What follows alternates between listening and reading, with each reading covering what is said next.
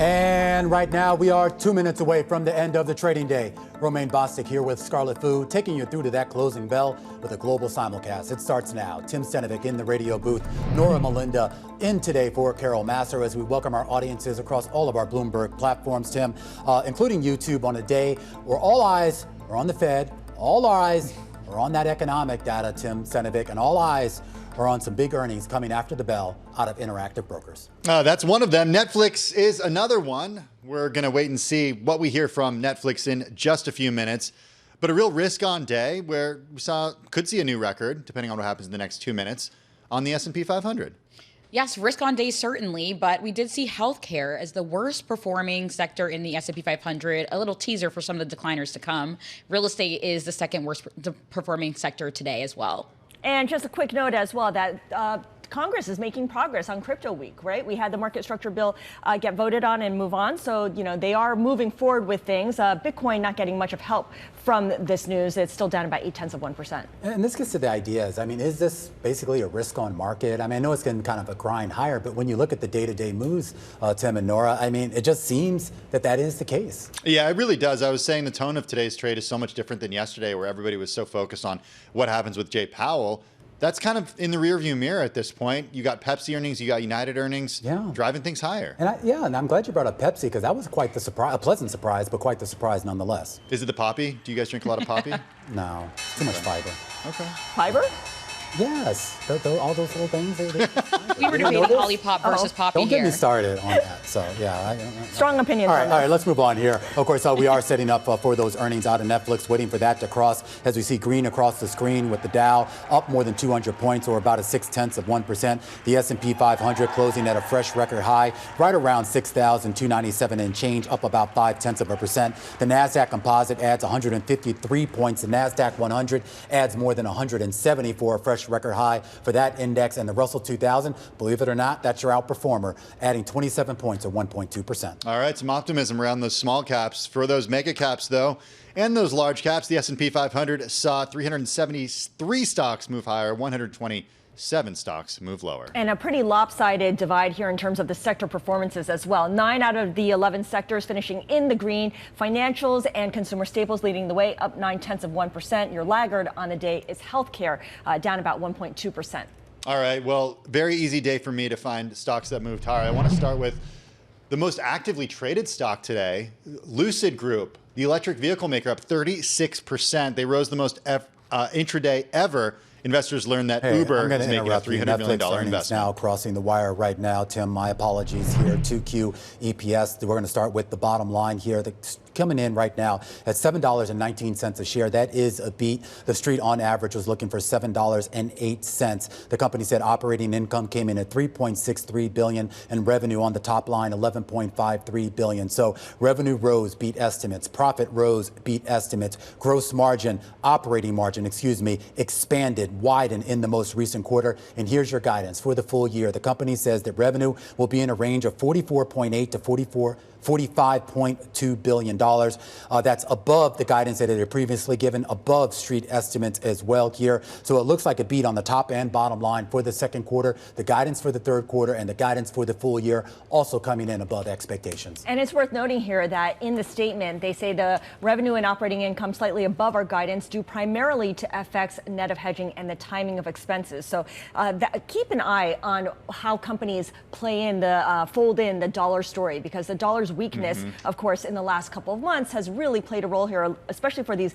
multinational companies. Stock up more than 40% going into this year, going into this report. It's pretty much doubled over the last year, adding about $250 billion in market cap. The company calling out in the second quarter Squid Game Season 3, Sirens, Ginny and Georgia Season 3, The Turnout, Secrets We Keep, and Tyler Perry's Straw, as well as Extraterrestrial, as hits that brought in viewers. Hey, I just real quickly, I just want to go back to that revenue number for just 1 second, particularly with the guidance. They are making it clear in the press release that they have finally rolled out that ad tech platform. They did say that year over year, the revenue numbers that we saw for the quarter did include an increase in that ad spend or that ad take that they're getting. And they say that they expect that revenue from the ads business alone to double in 2025. And Romaine, talking about the ad business, as we think about a lot of these competitors, of course, we got that news earlier that Peacock's streaming service, Comcast, which is Peacock, their streaming service, they raised the price for their ad tier service by $3. That's more than a 30% surge there. So it's going to be interesting to see how a lot of these companies shake out as we think about the streaming service more broadly here. And you wonder with these big gains in the ad business, whether they're going to make a push to get more people onto the ad-supported tier, because it seems like at some point it's going to overtake the subscriber business, the subscription business as the key moneymaker here. You know, we spoke to an analyst from Wedbush earlier talking about, going into this. And what she mentioned is that Netflix actually had quite a bit of churn, but they have those customers coming back. Right. So it's succeeding when it comes to keeping those people paying for that content, whether it's live content, whether it's sports, whether it's those one-off events like a Tyson Paul fight sort of thing. People, she said, are coming back for the content over and over again. That's definitely what we heard through our interview with her. And it's really interesting, especially as you think about this being a space that's constantly evolving. We didn't expect sports and all these live events to be what people are coming back for, but you are really seeing them luring in these churners and actually getting them to pay a little bit more to get some of these opportunities and the content here. And they talk about in the shareholder letter about leaning deeper into that live event space. Of course, they had the big MMA fight just last week. They have the Canelo Crawford fight coming up in the middle of September. And of course, that slate of NFL games that they have, including the Christmas Day doubleheader here. And that doesn't even get into some of the other things like the stand-up comedy and some of the other moves that they've made to kind of keep people in that ecosystem, not just coming in to binge watch the pre-made shows, to actually come in for those live events. It's going to be interesting to see how they strategize what they do globally versus in the U.S. because even though they're so prominent in the United States, that growth prospect within the U.S. is really diminished, and the growth opportunity is really overseas. But the customers there, the viewers there, are not as profitable as the viewers in the United States. I just want to remind everybody about how big Netflix has become. Remember, this is the company that invented sending DVDs by mail. It did the pivot to streaming. It saw that before anybody else saw that. It truly invented the category.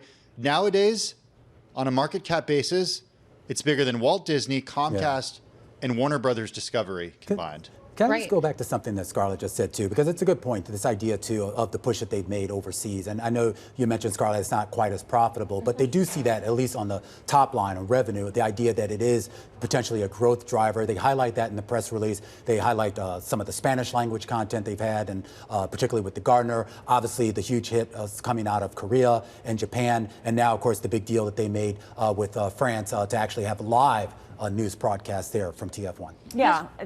As we were chatting earlier about some of these different contents that they have here, when we think about a lot of the shows, Squid Game is one that we have really been talking about. I'm looking at a BI note saying that management has really called out Netflix's second half of the year slate as, quote, a slight embarrassment of riches, given 3 of its most popular series will drop from late June through year end. So it's interesting to see some of their biggest products and what really gets people to come into Netflix to be called a slight embarrassment of riches here. Okay, who's excited for Stranger Things versus Wednesday versus Who's Happy not? Gilmore 2? Who's not? Okay. I'm Guys, excited. I'm not. Stranger Things, I'll be honest. no way. I mean, that was a great show when the kids were for cute first and 2 cuddly. seasons. But, you know, It was now enough. I want to see a bunch of 40-year-olds Come on, running guys. Come on. around. If you want to see that, just watch our show. But I am Happy Gilmore, too. I'm definitely all in on that. But have you guys seen K-pop Demon Hunters? No. No. Should I add it to the watch list? Yes. Now. Romaine, you surprise us stop. sometimes. Tim could do the rest of I the thought you were show. going to Okay, sell it. so what? You guys were spending some good time talking about the international and the opportunity for international. But here in the U.S., the question that I have is about what it does with growth slowing down here in the U.S. and how much pricing power Netflix has to keep raising prices and get more value from the customers that it has here in the U.S. now that new customer growth has slowed down. See, I never thought that we'd actually be working with a Netflix that had ads. So it's so interesting how you see this evolution here. People are going from just wanting to watch it all the way through to actually being willing to pay for those little cuts in between. Yeah, you extract more value from a saturated U.S. market by pushing people to the ad-supported tier. And that in turn drives up the advertising rates. Okay, stop pushing. Because it's like what? So it was $6.99, then they moved it to $7.99 for ads. I mean, I'd be happily pay for something without ads. I have to skip the ads. I'm sorry. Premium customer over here. Yeah. That's going up too.